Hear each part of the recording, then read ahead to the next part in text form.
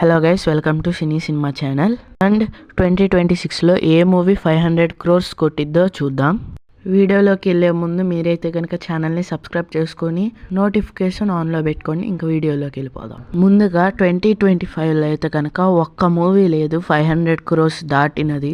ఇంకా ఈ ఇయర్లో కొట్టే మూవీస్ అయితే కనుక ఫస్ట్ January 9th రాజసాబ్ అయితే రిలీజ్ కాబోతుంది. ఆ మూవీ అయితే కనుక 500 అబోవ్ అయితే కనుక కొడుతుంది.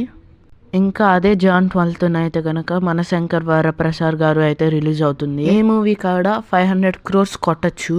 ఇంకా ఆ తర్వాత మార్చ్లో అయితే కనుక పెద్ది రామ్ చరణ్ది ఈ మూవీ కానీ 500 crore అబోవ్ అయితే కనుక రావచ్చు. ఆ తర్వాత అదే మార్చ్ ప్యారడైజ్ ఉంది, ఆ నానిది కానీ 500 crore అబోవ్ రావచ్చు.